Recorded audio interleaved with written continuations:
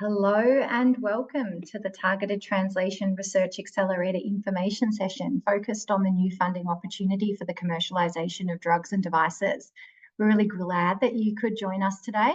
For those that don't know me, my name's Lauren Kelly. I'm the Senior Director for the TTRA program at MTPConnect, and I will be your facilitator this afternoon. So before we begin, I'd like to acknowledge the traditional custodians of the many lands that we are meeting on today and recognise Aboriginal and Torres Strait Islander peoples as the first innovators, the first healers, first engineers and technologists. I'm personally on Bunurong country and pay my respects to their elders past and present, and I also extend that respect to Aboriginal and Torres Strait Islander people joining us today for this information session.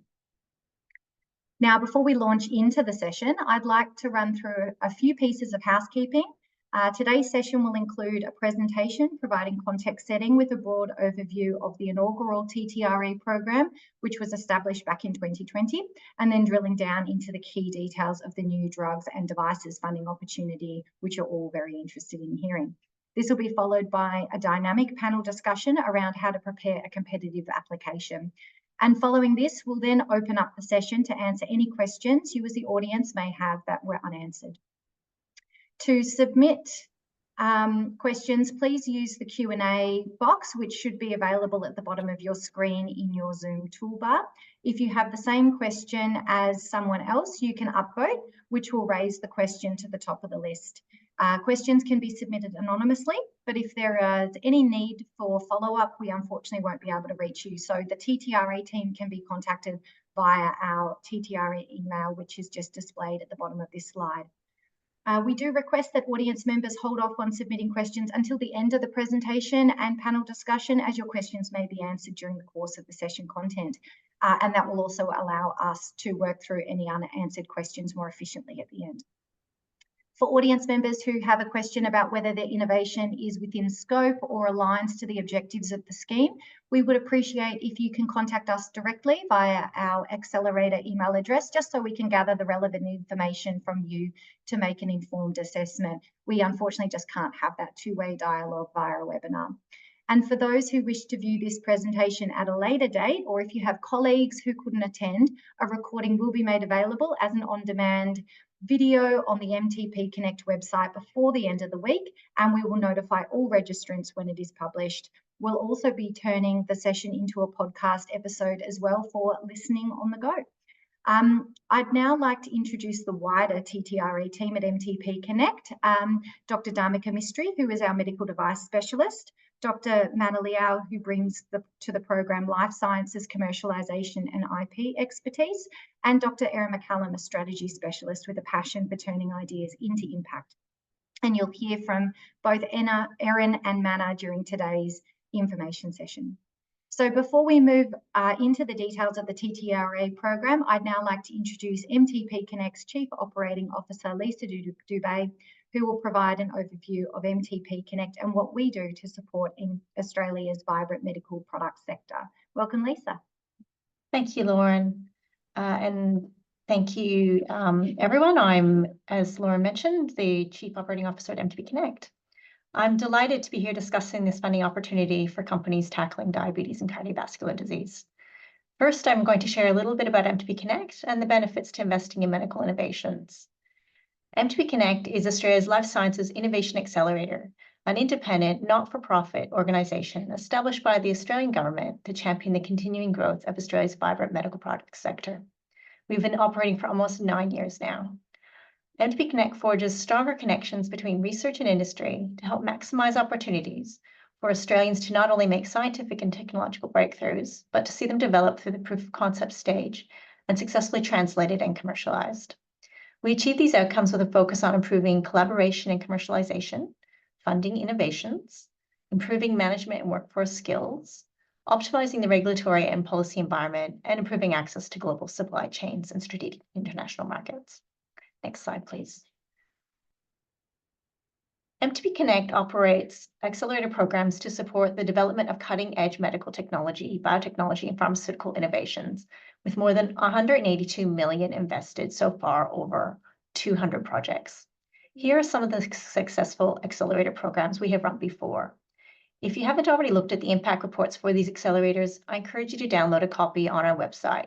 There are some fantastic outcomes from these programs, including the recently released Ready Workforce Skills Impact Report.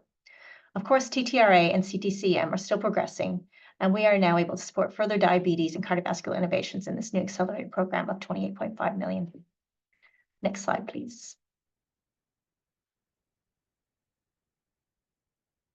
With its programs and follow-on investments, MTPConnect has so far contributed $1.7 billion into Australia's medical products sector. Using KPMG's impact multiplier for medical research, MTPConnect's overall impact shows a return of $6.5 billion, a very strong return on investment. MTPConnect is an important innovation accelerator supporting the development and translation of Australia's health and medical research into valuable and clinically important medical products that directly benefit Australians and provide access to cutting-edge clinical trials and medical innovations. Next slide, please. MTPConnect's outcomes to date include 1,585 new technologies invented, 849 new patents, applications or licenses, 300 products launched, 2,294 new jobs created in the awardee companies that we've been able to fund, 199 new startup companies have been formed, and 975,000 patients treated. I'm sure you'll agree these are some pretty impressive key performance indicators. And now that I've shared a bit about MTPConnect, I'll hand you back to Lauren to learn a bit more about our audience.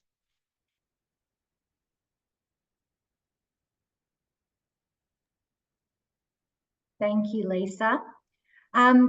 So we have over 100 people joining us online today, which is a fantastic turnout, and I think really does underscore the importance of this investment for the sector. So to find out a little bit more about you, we'll run 4 quick polls, and these should pop up shortly for you to start to input. The first is to find out which indication your product is addressing. The second is around which modality your research aligns with, and you can tick all that apply with these. The third is which organisation type you are from, and lastly, your experience with involving and embedding lived experience and community perspective in your research. So I'll give you a few moments to complete those polls.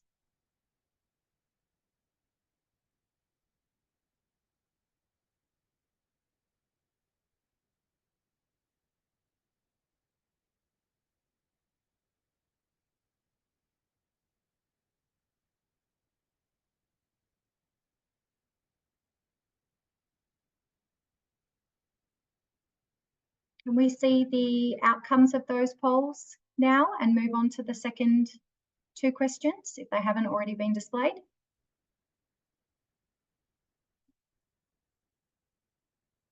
Excellent.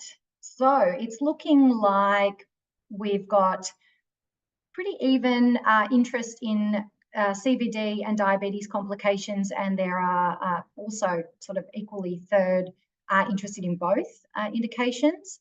We've got more people interested in developing medical devices, as well as with 60% there, 30% interested in the drug development, and interestingly, about 18% in combos. So we'll get to the how those applicants who are developing super novel combos of drug device products can submit their applications. So can we have a look at the second 2 polls? So this is focused on the organisation you're from and engagement and involvement of people with lived experience in your work today.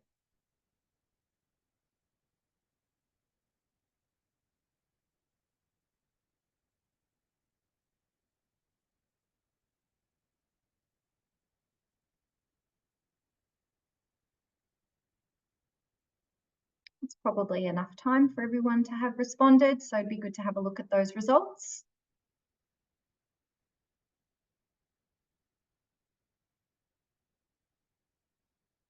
Excellent. So we've got a lot of people who are looking to spin out, so this is an exciting opportunity for you. All recent spin outs and startups, as well as established SMEs. A few others there. And then we have a good majority, so over two thirds of our audience joining us today have already been engaging with people with lived experience of CVD or diabetes in the development of their product and solutions. And we've got Renza Scibilia as part of our panel discussion, who will be able to provide you with some more tips and advice on how to further engage for those that haven't already done so. So moving on, as just, I guess, a little history lesson, in 2020, MTPConnect was awarded the delivery of the inaugural $47 million TTRA program to support the development of innovative products and solutions for diabetes and cardiovascular disease, as well as their associated complications, over a period of 5 years. And this program has focused on supporting both commercial product development as well as non-commercial health equity projects and health service innovations.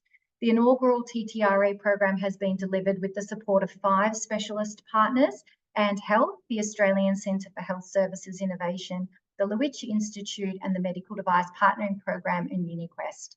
And in the 4 years since, we've established 2 research centres, the Australian Centre for Accelerating Diabetes Innovations, or ACADI, and the Australian Stroke and Heart Research Accelerator, ASHRA, along with providing direct investment for 22 other individual research projects.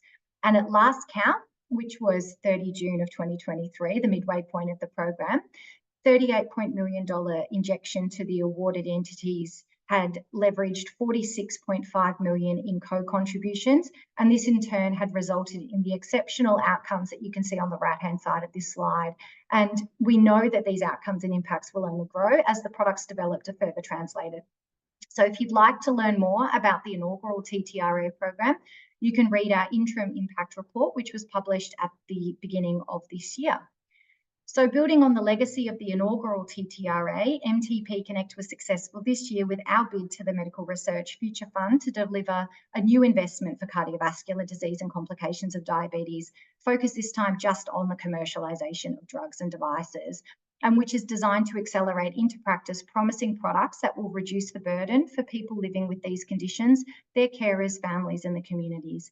And in September, which is only a month and a bit ago now, we were thrilled to announce to the sector the new $28.5 million opportunity, along with our partnerships with CSL and Roche Diagnostics Australia, industry giants who will bring global drug and device development knowledge to the program and funded companies. And we are pleased to have 2 representatives on the line this afternoon for the panel discussion. So I'd now like to welcome Erin McAllum to take us through the details of the Drugs and Devices funding opportunity. Welcome. Thanks, Lauren. So now that you all have some background on the foundations that the inaugural TTRA program has established and how the new drugs and devices investment will build on this, I'm now going to take you through the specifics of the opportunity itself. So the scheme can provide up to $1.5 million in non-dilutive investment to help SMEs, including spin-outs and startups, develop and accelerate innovative preventative, diagnostic, therapeutic, and disease management drugs and devices for diabetes complications and cardiovascular disease. So this is an important point to emphasize here. The scheme can fund products and solutions addressing cardiovascular disease broadly. So that could be a drug or device for the prevention of diagnosis of cardiovascular disease, as well as treatment and management. But the scheme can only fund products and solutions addressing the complications of type 1 and type 2 diabetes. So that could include the diagnosis, prevention, treatment, or management of those complications, but not the diagnosis or prevention of diabetes itself. The TTRA investment will be divided into 2 tranches. I'll go into detail on that on the next slide, but the maximum funding term across both tranches is 42 months or 3.5 years. TTRA Drugs and Devices is principally seeking to support products and solutions that will reach a commercial value inflection point by the end of their TTRA funded activities. So that's a point that positions your product or solution more attractively to garner that next investment, be that another grant, industry partnership or license, or investment from venture capital, for example. As such, this position at the end of the TTRA funding term will be unique to each project, and it's really your job to articulate what that will be within your application. Generally speaking, though, blue sky discovery or ideas and concepts that have no technical validation are too early and therefore out of scope for the program.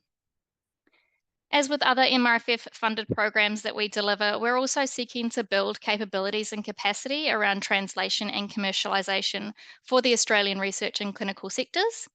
To that end, in addition to this non-dilutive investment, the MTPConnect accelerator model provides extensive wraparound acceleration support and development opportunities. And this is through things such as regular mentoring, access to a network of experts for specialist advice, opportunities to participate in capability building programs, communication support to publicise successes, and connections to further funding and investment opportunities.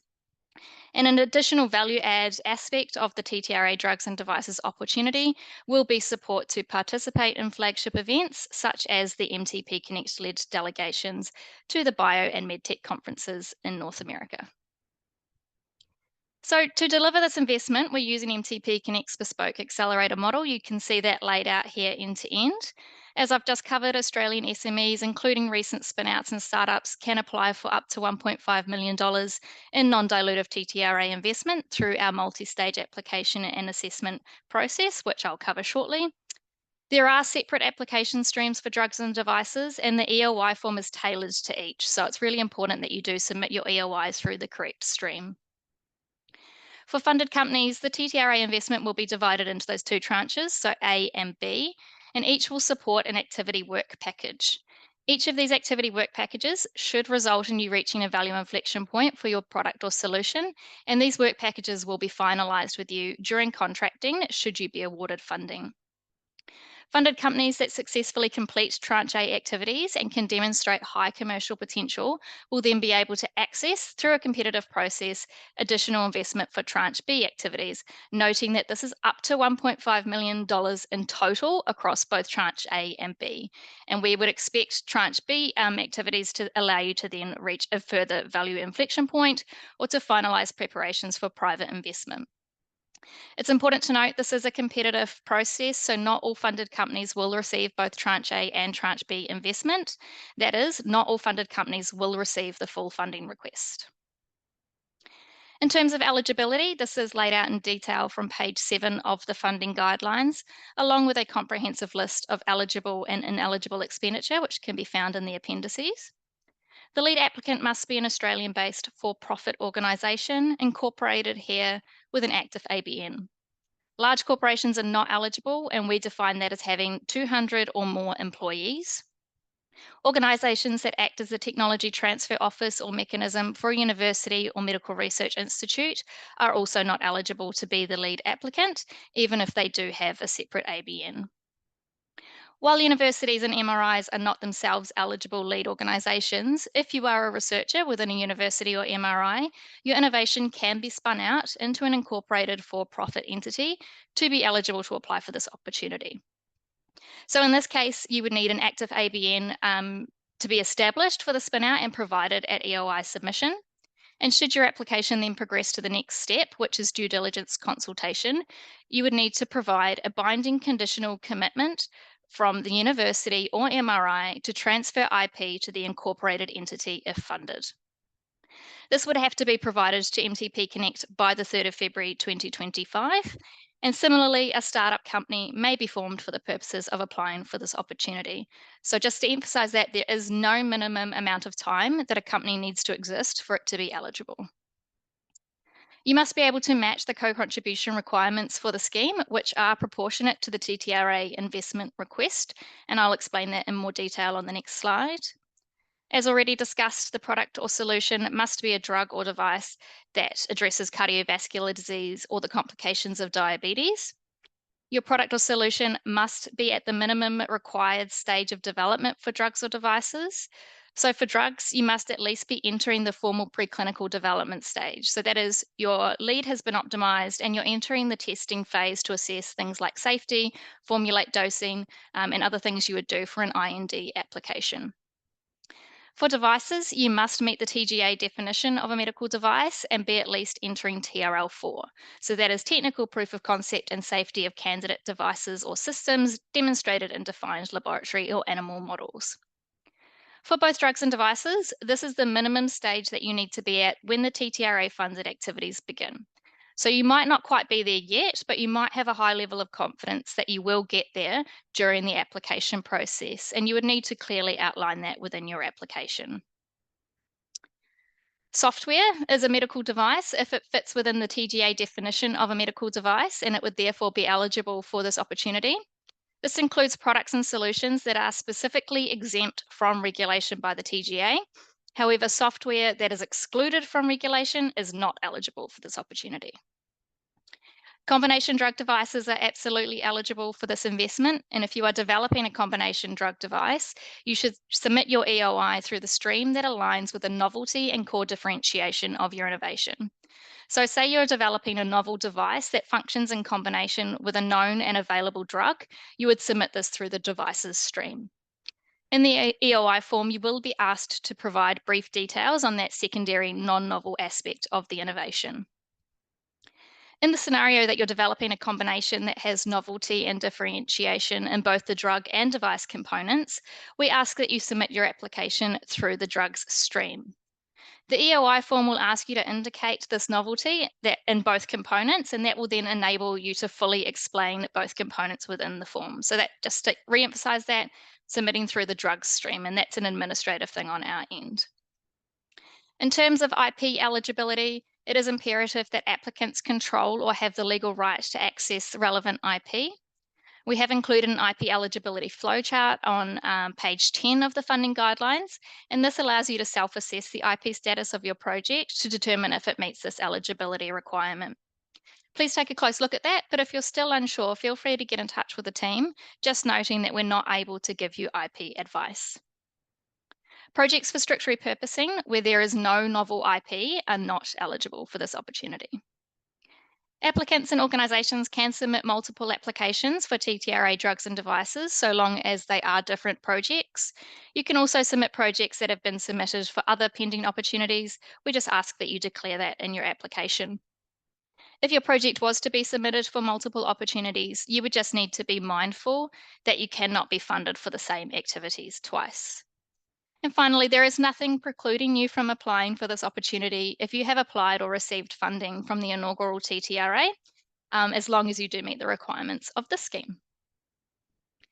So the co-contribution for TTRA drugs and devices must be cash, and the required amount is relative to your TTRA investment request on a sliding scale.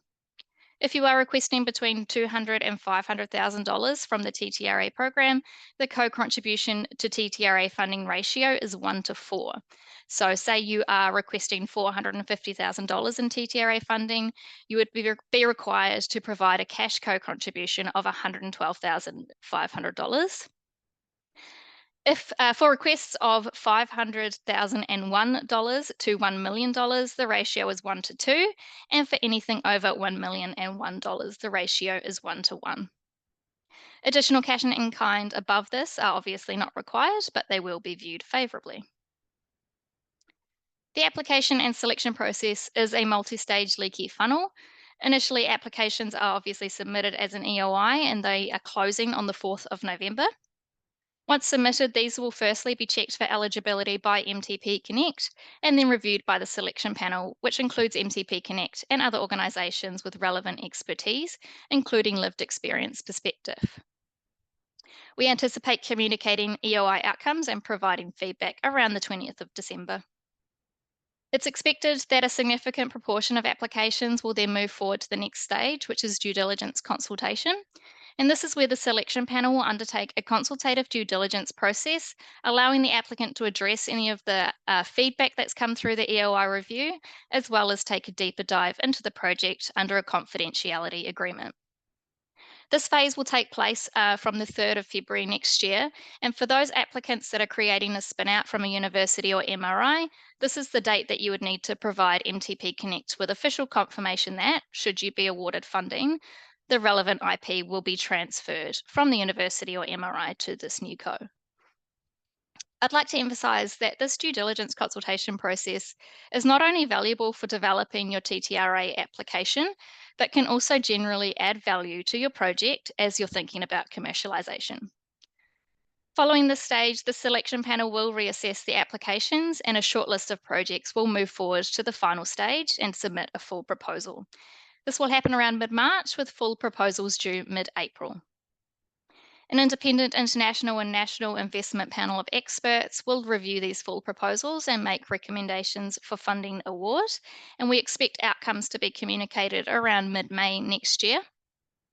The successful applicants will enter into a formal funding agreement with MTPConnect, and it's during that contracting process that the activity work packages for Tranche A and Tranche B funding will be finalised. And at each phase, all applicants will receive feedback on their applications. So Tranche A activities can start from the 1st of July 2025, and once underway, funded companies will have regular reporting obligations to MTPConnect. As already covered, Tranche B funding will be dependent on successfully completing Tranche A activities and demonstrating high commercial potential, but all TTRA funded activities across both tranches will need to be completed by the 31st of December 2028. And finally, I'll briefly mention the selection criteria, but I won't go into detail as this is what the panel is going to discuss next. But applications will be assessed against 5 broad selection criteria themes, these being challenge and solution, technical merit, project plan, translation and commercialization, and team and capabilities. Do note that these are not weighted equally. The themes that are weighted more highly are not because these are more important or because they are themes that you should be putting more effort into. Rather, these are things that are looking more at the historical context of your project, so they're things that should really already be in place and are essential for project success. The themes that are weighted lower cover activities that are more future thinking and things that can and will be shaped by the support that the program offers. However, we'd still like to see the same level of effort put into these sections of the application form. I'd also like to note here that MTPConnect recognises the importance of people with lived experience being engaged and embedded in research, and that this leads to products and solutions that are much more likely to be implemented successfully. This is really an essential part of product development. It's not just a nice to have. So in line with this, community and consumer engagement is embedded in every selection criteria theme. The selection criteria are quite comprehensive. They can be found from page 15 of the funding guidelines. But with that, I'll now hand back to Lauren, who will facilitate the panel discussion. Thank you so much, Erin. That was a lot of detail, and I hope that's answered a lot of questions that the audience may have. But just on questions, because this is a webinar, if you've raised your hand as an audience member, we can't actually call on you. So if you have a question, just jump into the Q&A box and type it in, and we will get to it after the panel discussion. So I'd now like to introduce our panelists who through the course of our conversation will provide advice on how to best approach the development of your expression of interest and produce a really competitive application. So I will be joined by Mana Liao from MTPConnect and representatives of our TTRA impact partners, Perdita Cheshire from CSL and Kenny Lean from Roche Diagnostics Australia, and a friend of the TTRA program and advocate for people living with diabetes and their inclusion in research, Renza Scibilia. So thank you to our panelists for coming on camera. Mana, I'll ask you to also join us on camera and to unmute yourselves. And then I'll also ask you to introduce yourselves and to provide a bit of an overview of either your respective organisations or the perspective that you're bringing for our audience's benefit. So I'll start with you first, Mana. Great. Thank you, Lauren. Hi, I'm Mana Liao, the Director of the TTRA program at MTPConnect. And today I'm joining you from the land of the Darug and the Ku-ring-gai people in Sydney. Thanks. Thanks, Mana. I'll move on to Perdita. Hi, thanks for the invitation to participate today. My name's Perdita Cheshire. I'm a director at CSL in the Research Innovation team. So CSL is a global biotech company focused on developing and delivering medicines for patients with rare and life-threatening illnesses. And in the Research Innovation team, we particularly focus on partnering with early-stage companies and academic groups. Thank you, Perdita. Kenny. Thanks, Lauren. Hi, well, pleasure to be here. So Kenny Lean, I'm the Head of Access and Innovation here at Roche Diagnostics Australia. Roche Diagnostics is particularly keen in advancing diagnostics and improving patient outcomes. And particularly in access innovation, we're looking at new innovative products, business opportunities as well. And yeah, looking forward to working with the team here. Thanks, Kenny. And last but not least, Renza. Hi, everybody. My name's Renza Scibilia. I'm coming to you today from beautiful Wurundjeri land. I am here today as a person with lived experience of type 1 diabetes. I've been living with type 1 diabetes for the last 26.5 years. I've got 20 or more than 20 years experience working in diabetes organisations, specifically around making sure that that lived experience, community engagement piece is front and centre. I'm absolutely thrilled to be here today. Thank you. Thank you. Thank you all. So we're going to use as a framework for the panel discussion, the selection criteria. So we'll start with challenge and solution. And as a reminder to everyone, this has a weighting of 25%. So here you'll be asked to link your proposed product or solution to an area of unmet need.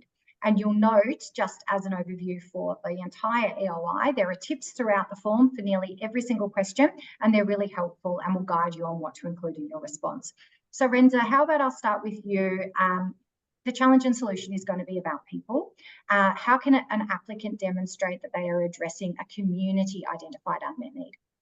Yeah, I think that's such a brilliant place to start, really. And I'll explain why I think it's such a great place to start. So often I hear about research projects or devices that are in development.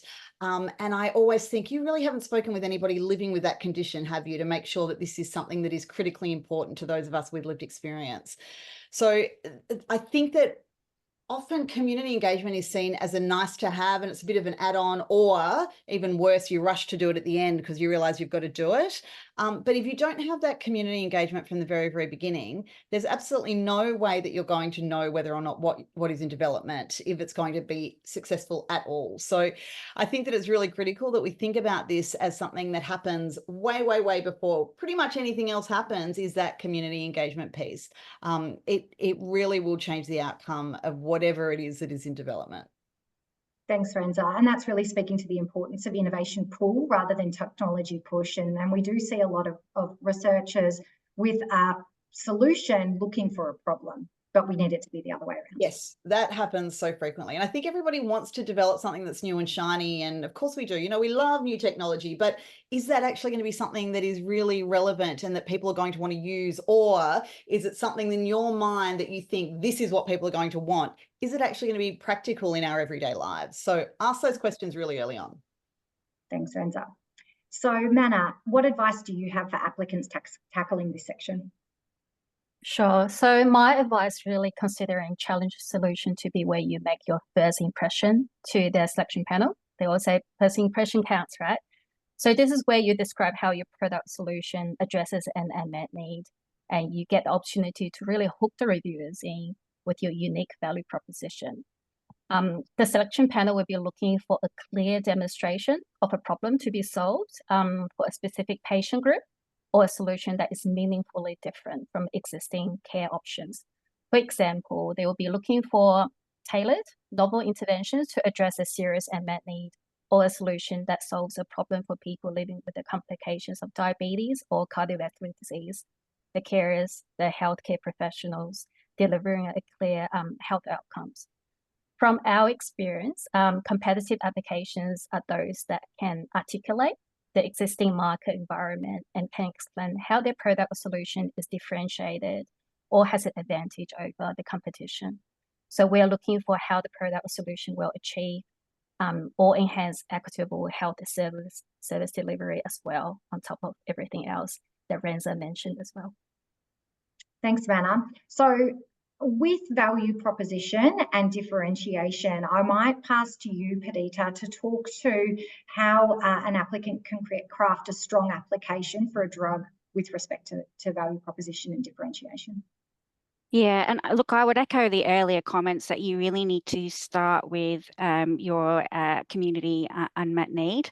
So this will really help you articulate your target product profile. So, you know, if you're talking about patients with cardiovascular disease, for example? Are you talking about all patients with a particular diagnosis of a specific cardiovascular disease, or only patients with a particular clinical presentation, or those with specific biomarkers or genetic background, or those not managed well with current standard of care? So once you've really identified who are the patients that you're trying to engage, then that will help you identify what is the problem that you're trying to solve. Is it that there aren't any treatments, or is the treatment available not particularly efficacious, or does it have a poor safety or tolerability profile? And then this will really help you articulate what is your value proposition, what is the specifics that you're trying to differentiate. And then this will help you have a really clear target product profile, which is part of the application process, is a target product profile section. So I think being really clear around what it is that you need to demonstrate in terms of differentiation is a really good starting point. Thanks, Perdita. And Kenny, from your perspective with device development, how would an applicant craft a strong application with respect to the value proposition and differentiation for devices? Look, thanks, Lauren. Look, I think I would echo what the others have said earlier. The device, so from a device perspective, is no different, right? The device should solve a genuine problem that the people with the condition face, right? Whether it's addressing an unmet need, and it has to offer a significant improvement over the existing solutions.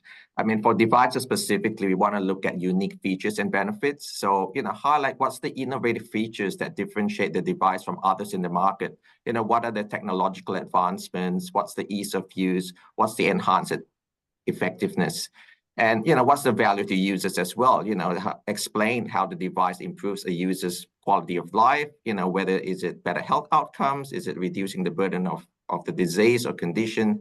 And yeah, if you can also look at the clinical economic benefits as well, I think that would be quite a good application for this area.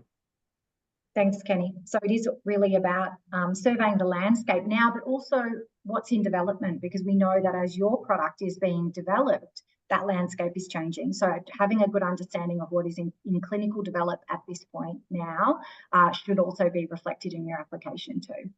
So moving on to technical merit, this is again worth a quarter of your mark. And this is where we are seeking to understand your product or solution at its really technical level. So the approach that you've taken in developing and validating your innovation to date. So Kenny, I'll start with you. From a device perspective, how would you approach this section? Sure, I guess as mentioned at the start there, for a device specifically, the device needs to be meeting a minimum stage of development, which is TRL4. That means it's a technical proof of concept and safety demonstrated in defined laboratory and animal models. So I guess that from the technical aspect, we will ask for an overview of the existing data package. Basically, what is the data that sort of that you are presenting here? In terms of preclinical data, is it animal clinical studies? What is it? What are the studies that validates the technology and demonstrates its safety? The other important thing to highlight as well, we would want to see technical and stakeholder engagement in terms of the product development pathway. So basically, how has early feedback informed the product design? Is there, for example, has there been voice of consumer studies been done? Has there been needs analysis? And I'm sure Renza can speak to this a bit more. What's the engagement with people with lived experience? That's absolutely crucial. Engagement with key opinion leaders and also other stakeholders, right? Advocacy group and other end users, hospital. So those will be key things to sort of look at from a technical perspective. I guess just one other point to touch on is like software as a medical device, or SMEs. We want to specifically look at the software's functionalities. What are the algorithms, the data inputs, the outputs? What are the validation, verification processes that's been done? We're going to look at what has ensured that the software performs as it intended in various conditions. Thanks, Kenny, for the detail there. And Perdita, for a drug applicant, how would they approach this section? Yeah, so look, I think Kenny gave a really nice overview, and it's not dramatically different for a drug. So I guess maybe a practical tip would be there's not a lot of space and it is non-confidential. So I really encourage that high-level overview of what data is available and then where are you in your current stage of development, and then where will you be at the two inflection points. So avoid trying to get into too much detail around a particular piece of data, and really make sure that you're articulating the whole data package, and where you are in terms of your development, what stage you are is going to be really critical. Perhaps the one thing to add from a drugs perspective is really your understanding of the mechanism of action, because even if you've got some great efficacy data, if we really don't understand the mechanism, that can be really challenging from a regulatory perspective. So making sure that you don't neglect some of those sort of early understanding of mechanism as well, making sure that you articulate what data is available there. Thanks, Perdita. Some great tips there. So Renza, I'll jump to you now. So we heard from Kenny that there are some obvious spaces for innovators to be engaging with people with lived experience and community around voice of customer studies. What other types of engagement should innovators have undertaken, and how important is it for them to demonstrate that they have engaged people with lived experience? I mean, I think it's critically important. It's a requirement as part of the application. So I think that it can't simply be something that is, oh, look how great we are because we did this. It actually has to be done very deliberately and in a very meaningful way. And it should have happened yesterday. And I think maybe we need to start to reframe the way we think about people with lived experience, because I've already heard people use the word patients, and instead let's consider people as partners rather than patients, right? I really object to being called a patient. Somebody, if we look at what the definition of a patient is, it's somebody who is, waiting to be told what to do. It's a passive recipient of care, right? And the last thing that very many people are is passive. They want to be really active in their care. And that starts from really early on. So, my comments around this would be bring in people with lived experience as partners really early on, because then when you're also starting to look at data collection, that's where people start to remind you that perhaps part of that data needs to also include quality of life measurements. And that's really critically important, because if you're developing something that is actually going to add to the considerable burden of living with a condition like diabetes, people aren't going to want to do it. They're simply not. There's already so much that we do. Our emotional labor is already so high. So if you're telling me that you've got this whiz-bang device or this brilliant drug, but it's going to really impact and increase, the burden of living with diabetes or reduce my quality of life, the chances of me wanting to be engaged with and use something like that is pretty low. So, but you're not going to know that unless you're talking with people who are going to actually be the end users. So bring people on early, find the right people. Don't just bring on one person. Please don't just bring on one person. Bring on a selection of people to work with you on this, but partners rather than patients. Yeah. Thanks, Renza. Thank you for helping shift and reframing that. So it's not passive, it's active, it's ownership, it's being involved, being embedded in research. And as you said, we don't want it to be tokenistic. So not having one person involved to satisfy the requirements, because that's not doing that at all. And as you said, it's never too early to be engaging people with lived experience in product development, and that really gets to the point that we're talking about in challenge and solution as well, is that you've defined that there is a community identified unmet need, and then you're working with community to develop that product. Right. So Mana, we appreciate that EOIs are brief, and Perdita highlighted that as well, but there is an opportunity to upload a single page to support your submission. So what would be your tips around this supporting information document? Sure. So this supporting document is not mandatory, but I highly recommend you using it strategically. This upload can include data, figures, images, etc. that you have generated yourself, or it can be taken from the literature. So please ensure that you use appropriate referencing for the reviewer's benefit, and provide a link back to your in-text responses in the application portal to discuss the data and its significance. I guess the upload can be used to support your whole submission, from providing benchmarking or evidence of differentiation in the challenge and solution section, through your technical validation to demonstrate your most compelling data, which Perdita and Kenny previously mentioned, or to outline a project plan workflow. However, please note that this one-page upload is not a place to get an additional 500 words into your EOI. It is for supporting information in the form of data, figures, or images. And also another reminder here is that the supporting material, like the rest of the EOI, is to be non-confidential. Thanks, Mana. So the description of your TTRA funded project plan does sound fairly straightforward, but we do see some traps that applicants might fall into when addressing this section. So I'll come back to you, Mana, to kick us off. Can you articulate what assessors will be keeping a close eye on as part of the project plan section of your EOI? And as a reminder, this is worth 15% of the mark. I guess going back to the goal of the TTRA program, which is to move translational research towards commercial reality and health impact. So it is important that applicants can clearly articulate what stage they're at and where they want to get to, and support that with evidence. And then define both major and incremental milestones of the proposed project. Being vague will only hurt you in the project plan section unless you can clearly justify why you are unable to plan a certain stage. The funding is for up to 42 months. If you are successful, the funding will be divided into 2 tranches, which Erin mentioned previously, with each tranche supporting a package of activities. So we want you to define these work packages in your application and explain how each leads to a value inflection point for your product or solution. For a funded company to access the second tranche, they will need not only complete this first package of activities, but will also need to demonstrate high commercial potential. So it's important to note that not all funded companies will receive both tranches of investment.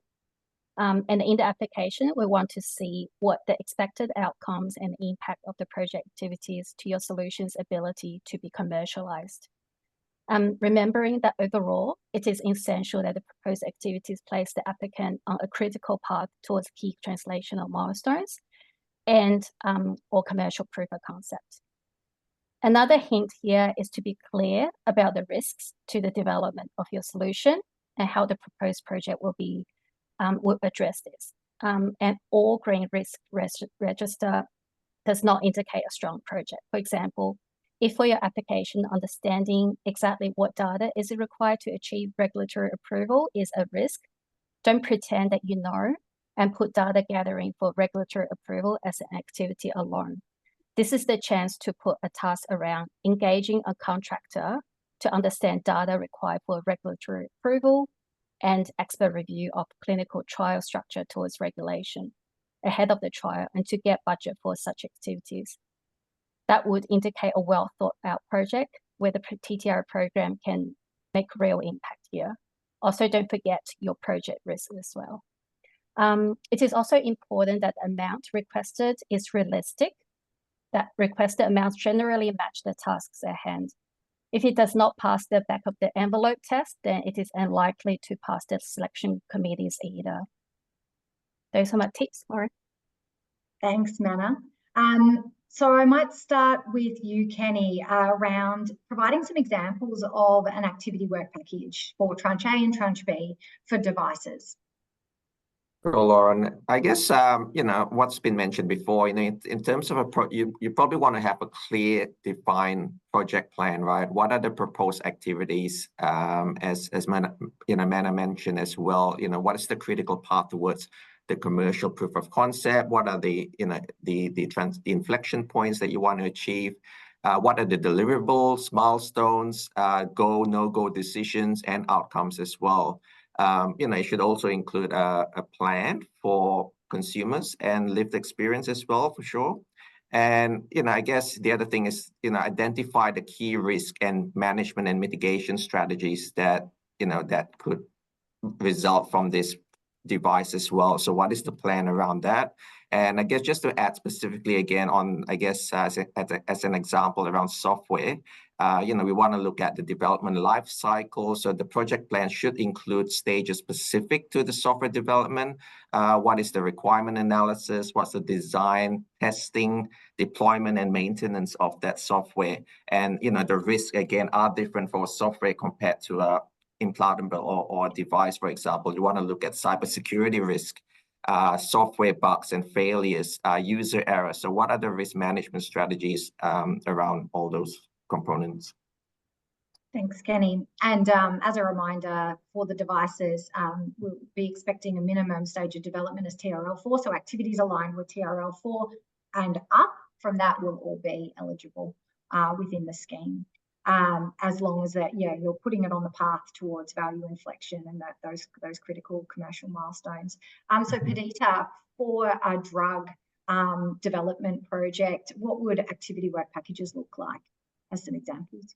Yeah, I think it's been covered really well. I think it's going to be, the specific details are going to be very specific to your stage of development as well as the modality. So, work packages for gene therapy, for example, might look quite different to a small molecule. And so what I would suggest as a tip to think about is just trying to articulate and think about what needs to be done sequentially versus what can be done in parallel in order to accelerate timelines. So, are there later parts of your work package that are going to be challenging or take a bit longer to develop that you could think about starting earlier on at risk, even if you haven't quite got the go on a different experimental outcome, to really try and move along some of these timelines. So I would encourage people when they're talking about their work packages to really make it clear what's being done sequentially and where might there be opportunities to do things at risk or earlier on or do things in parallel to contract timelines. Thanks, Perdita. And again, if you've got any specific questions about your project at hand, your product, you can get in touch with the TTRA team at our accelerator email and we can provide some advice there. So Renza, what would some examples be for our innovators embedding community and consumer engagement in their project plans? So I would suggest that in your research group or in your group that you're working with, that you have a couple of people with lived experience very central to the work that you're doing. So, I think that this has got to do with bringing people on super early. Consider setting up, and I'm not a massive fan of advisory committees, a patient advisory committee, because they're often very token, but I would say that having something where there is an easy mechanism for you to connect with a number of people is really important. Think of the 3 R's, which I constantly come back to, which is recognition, reimbursement, and representation. So representation is about not just having one person, making sure that you've got people from diverse backgrounds to make sure that you're hearing different lived experience examples in what you're doing. People with lived experience need to be paid because in most instances, this isn't our day job. And so our expertise, nobody else has our expertise, and it is just as critical to the work that you're doing. So when you're looking at budgets, make sure that there is reimbursement built in there and recognition as well. So how are the people who are involved going to be recognized? And this is a little bit down the track, but if you're looking at publications, you would want to make sure that you're including people with lived experience in that as well. So, I mean, I think that these are really simple, that they are, it sounds a bit scary, but they're actually very simple ways to, make sure that you've got people with lived experience front and center all the time. And just constantly, just sense checking that a lot to make sure, when was the last time that we actually sat down with people with lived experience to speak about what it is that we're doing? And I know that for a lot of people, you will think, but this is so early on, it's too early on, we can't even really speak with people because it's so technical.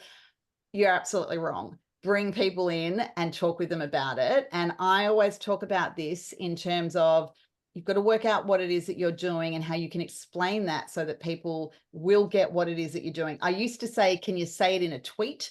But really, Twitter's a cesspool now. So let's go back to the elevator pitch. Can you explain it in a going up one flight in an elevator, because that's the sort of thing that you need to be able to do. And then you'll find that people are very, very eager to be involved and to have a chat with you. Absolutely. Great tips, Renza. So as we've discussed, it's important to not only provide an overview of the big picture, which is focused on the challenge and solution section, your technical work done to date, the technical merit, and your project at hand, which is the project plan. But also we need to understand the later stages of development of your solution or product and how, as it moves through clinical work, which might be part of your TTRA activities or it might be beyond your TTRA activities and towards end user adoption. So within the translation and commercialisation section of the EOI, we are seeking a clear understanding of the commercial potential of your proposed product or solution. So Mana, I might get you to kick us off around the IP section as our in-house IP specialist. While it's not a requirement to have already been granted IP protection for this scheme, it is important to outline the strategy behind securing a strong IP position.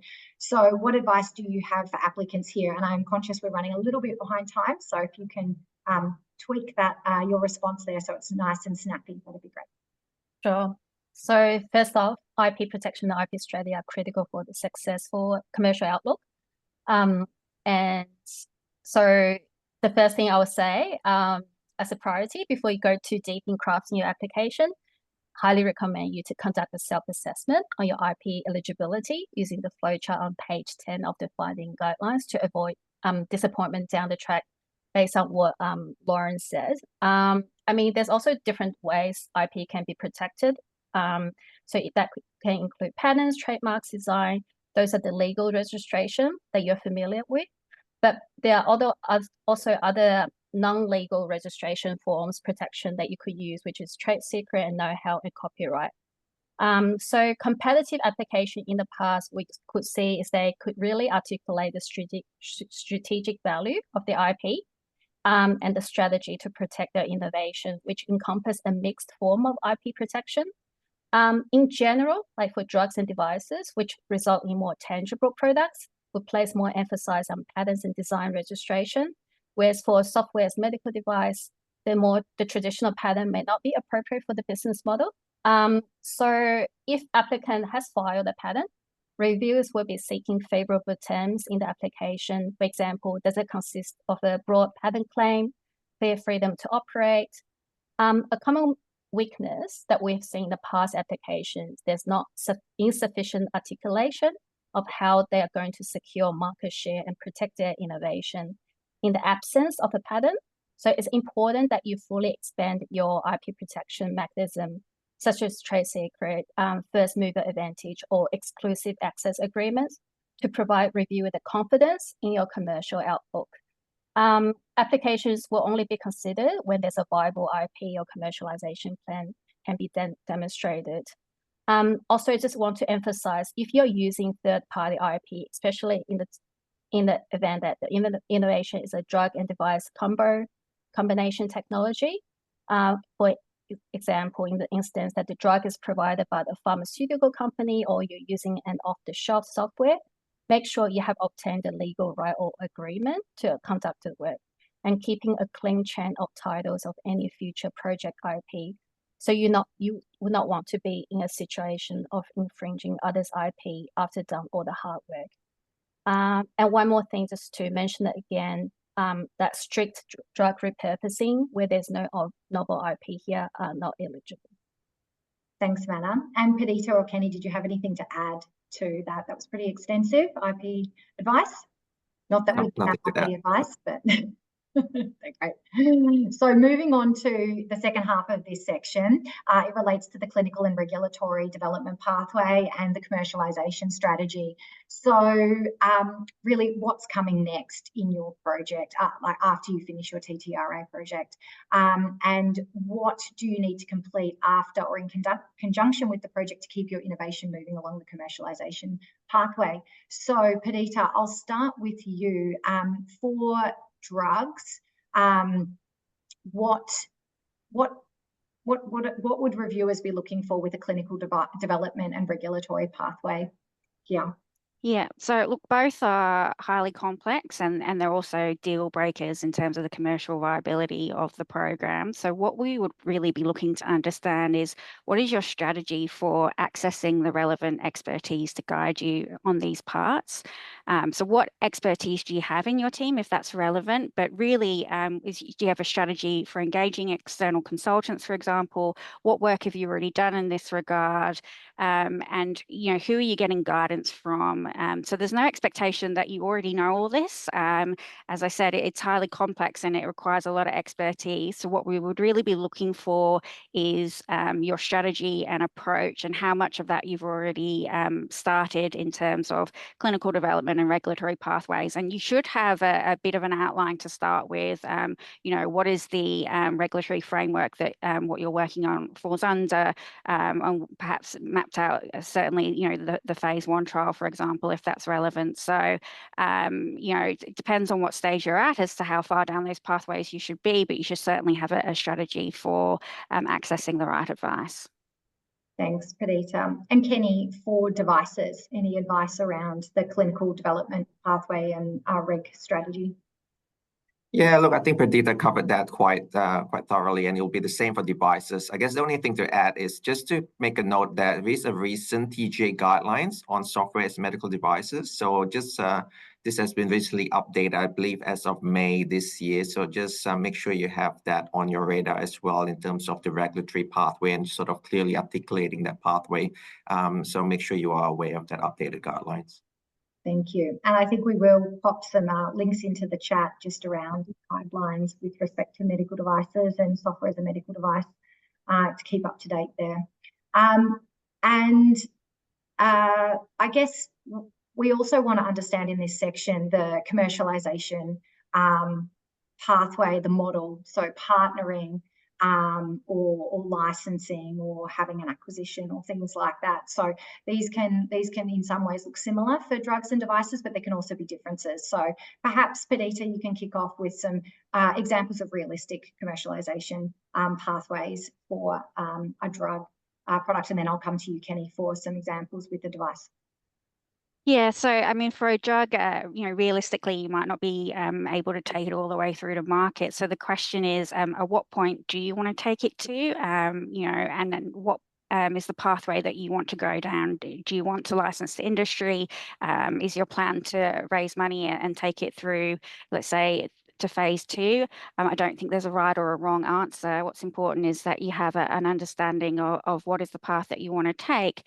And then, you know, for example, if your plan is to take a drug through a phase 1 trial, for example, what's your fundraising strategy to get through that? If your plan is to partner with an industry partner early on, then have you already engaged some potential industry partners? Have you already got feedback as to the attractiveness of this from potential industry partners, and if not, what's the time frame that you would think of approaching potential partners, VCs, and so on? So, and going back to the earlier point, you know, the clear IP strategy is going to underpin all that. So making sure that section's really well articulated as well. Right. And Kenny, anything to add there from a device perspective? Yeah. Thanks, Lauren. So I think, yeah, definitely we want to see the commercialization plans for the device, you know, and as Perdita mentioned, for a drug, what is your, you know, is there a plan to sort of partner with a medtech company, for example? Do you plan to take this device all the way by yourself? How are you positioning your product to achieve this? The other thing to add is we would like to see some user adoption plans as well. What does that look like? You know, what are your plans for educating and training end users? This could be healthcare professionals. It could be persons living with the condition. Yeah, what's the plans for your device to ensure proper adoption? I guess the other things are fairly generic in terms of, you know, you want to look at competitive landscape as well, you know, discuss the competitive advantage of your device and how your device addresses the gaps in the current market. Thanks, Kenny. And I guess on market, understanding who will pay for the drug or device is important. And it's not, a lot of the times it is the person living with diabetes or cardiovascular disease, but sometimes it's not. So Renza, how should applicants consider this in their application? Yeah, I think that's really critical that we do think about that. Living with a chronic health condition is expensive, even though we have truly remarkable systems here in Australia. I live with diabetes. We have our National Diabetes Services Scheme, which significantly and heavily subsidises the products that I need to stay alive. But in most cases, things that are launched onto the market are not subsidised, which means that it's people who are very fortunate who can afford them, who are able to use them, but the vast, vast majority of people simply can't. I mean, what's that doing? That's really, you know, broadening that gap of people who end up with the best care, with the best devices and the best drugs, and those who simply can't afford it. So being very, very, I guess, progressive about and thinking about that from early on is critically important. We simply can't have a situation where only very few people are actually able to use something because they can afford it. I mean, that works for absolutely nobody. So I think that that's certainly something that does need to be considered very, very early on. Having a look at what subsidy schemes are available and what the process for something getting onto the PBS or getting onto the NDSS or whatever it may be, what that looks like, and thinking about that really early, not once the product has been launched and is available. It's crazy that it takes that long, and just be very mindful, I think, as well, that these things do take time. So it is something that needs to be considered very early. Yeah, thanks, Renza. So conscious of time, so I'm going to bring us to the final theme, which is team and capability. This is worth 25% of the score, and we know that multidisciplinary approaches require diverse teams and diverse teams, successful teams. So I would like to whip around our panel and ask each of our panelists to provide one tip around team and capability for the audience, just to keep us on time and moving this along. So Renza, I'll start with you. Okay, you need to have people with lived experience from day one. It's too late actually at day one. Start even earlier than that. There you go. Thanks, Renza. Perdita. I would say your team is going to end up much bigger than what you're starting with, and the further along you go, the more you're going to have to engage with other groups. So CROs, for example, regulators, external consultants. So you know, really articulate what core competency do you already have, and where are you going to need support, and what's your strategy for bringing in that support. Great, thanks, Perdita. Kenny. I would just say diversity would be really important. You know, if you can highlight diversity, you know, this could be anything from gender, career stage, lived experience, backgrounds. You know, if your team is not yet diverse, then what is the strategy around increasing that diversity to provide the necessary expertise, you know, build the capacity, and also, you know, improve collaboration within the team. Great, thanks, Kenny. And Mana. I guess my tip here is there is an expectation from the panel that all the work needs to be done in-house. So also remember to list your external partners as well when you're writing your team section. Yeah. And I guess my tip would be that we don't want to see a long list of sort of informal advisors. You know, you've got 20 people with a combined FTE load of 1. I think that raises concerns about who is driving the project. We want to know who's driving the project there. So that would be my tip.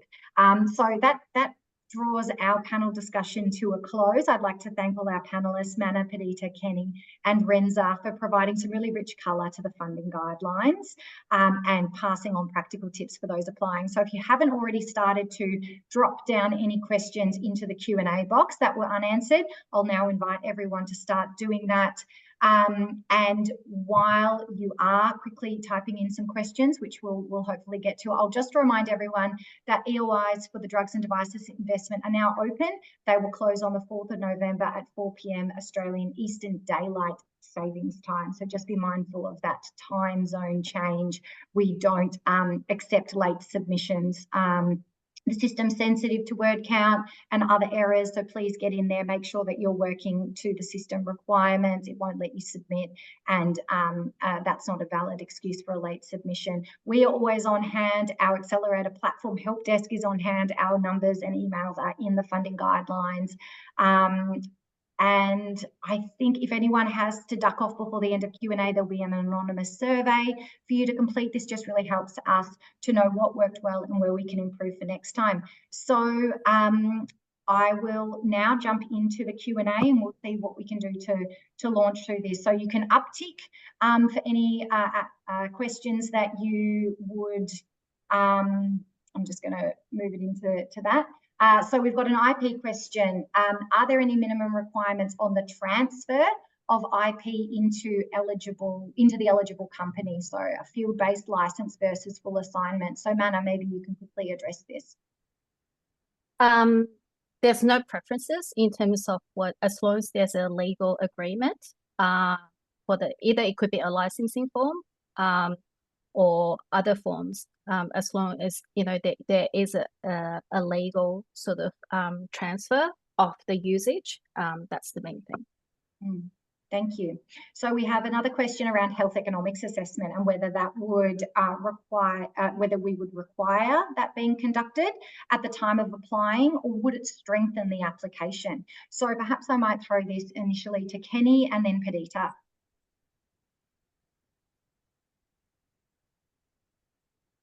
Or Perdita. Sorry, Lauren, I missed that. Yeah, sorry. That's okay. Maybe Perdita can kick us off, and then you can add to that. So that was about whether there was whether it's required to conduct a health economics assessment at the time of applying, or would it strengthen the application? I would say it's not required, but it certainly would strengthen the application. It could also be an activity, I think, that's part of the funded activities. It depends on what stage you're at as to how accurately you can assess that. Yeah, I would agree, Lauren. So it's, health economics analysis would definitely strengthen the application at any stage. Great. Thank you. We've got a question around whether a case manager is provided during the application process. So I can answer this. It's definitely not at EOI, though the TTRA program and our team members are on hand if you've got any questions, and we can help guide you there. Once you progress, if you're shortlisted to consultation, you'll be matched with our in-house specialists, so the medical device and our therapeutic specialists, and they will conduct the due diligence process, as Erin explained. And then if you are shortlisted to full proposal, you'll actually get a couple of opportunities to engage further with those specialists, and they will be providing you with advice on how to craft a competitive application. And then once you are funded, you will be paired with these amazing specialists who will be your mentor, your sounding board, and your touch point throughout the activities that you conduct with the TTRA program. So it's really just not at EOI that you have a case manager. We've got a question around whether the $28.5 million in MRF funding is allocated equally amongst drugs and device development. So this was actually from the MRFF, two separate opportunities. There was a drug the delivery of a drug stream and the delivery of a device stream. And the funding allocation was slightly different for that. There was slightly more funding in the drug stream. And so we will be conscious of ensuring that ratio is preserved moving forward. But it will be broadly equal. A little bit more funding will be going to the drug stream to keep in alignment with what the MRFF set out. So I think, Kenny, here we've got a question for you around, can you provide more details regarding what type of data should be provided to demonstrate that a software is already at TRL4? I guess, yeah, you'll probably need to demonstrate that it is in that TRL4, that proof of concept and safety of that system is at that stage. Whether it's via some studies or some, I guess, not laboratory in terms of, it is a software, but sort of similar things that you want to demonstrate you are at that stage of device. So yeah, there might be some other guidelines within, within some sites as well that you can look up. So yeah, I would say, you just need to demonstrate that TRL4, definitely for both, whether it's a software or just an implantable or general device. Thank you. I might just jump down and see if we can tick off a couple of other questions. Somebody's asked, are listed companies, SMEs eligible? They most definitely are eligible. The company limit is with respect to employees. We have had a question, this Renza, you might be able to address this. There's a lot of emphasis on people with lived experience engagement. Does this mean that the product must be used directly by people with lived experience? Or we've got questions about whether software as a medical device is used by physicians for diagnosis, as an example. So that's definitely in scope. It doesn't have to be the person that's using it, but you might want to speak to the importance that engagement with people with lived experience is still important, because it's ultimately linked to their health outcomes. Absolutely. So what is it that this is actually, is it collecting data, and what is that data? What does it look like? I absolutely would make sure that you are engaging still. And I think that that's something to be really mindful of. There are devices that are developed, and often in the first instance, perhaps they might be a clinician only device, but then they actually become something that does end up being used by the person living with the condition. And by the time they get to us, we're looking at them going, why was this developed like this? Why does it do this? So I would be really mindful of that. And also, if it's software that's being used by clinicians that is containing information for us or data about us, at some point we're going to want to see that. So having it presented in a way that makes sense to us is really, really important. Great, thank you. We've got a question around TTR, the contributions, and whether it is acceptable for contributions to come from industry. Most definitely.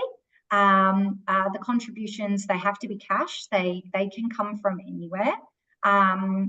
So I think that generally answers that question. All cash contributions are eligible as the contribution.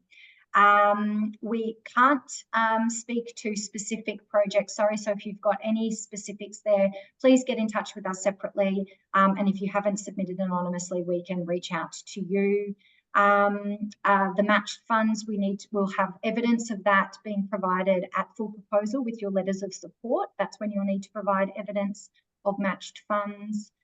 We've got a question about, is there a stage of development that is too late for this scheme? Probably if it's already on market, it's too late, because this is a development program. But perhaps Perdita and Kenny, you can quickly speak to if there's anything that's too late, and that would probably wrap up our Q&A, because I'm conscious of time. Yeah, look, I don't believe there is a stage that's too late. I think, yeah, if the product's not on market yet and it's a developing stage, I think it's all within scope. Great. Thank you. Yeah, I agree. Nothing to add. Yeah, and I guess there's just a couple of quick questions, and if I can wrap through them, we're finished. Project plan section, yes, EOI is completely brief, and risks take a lot of time to outline. We're just looking for high-level risks at EOI. You'll get a bigger opportunity to talk through risks if you progress to the next stages. You can always use dot points to keep things brief.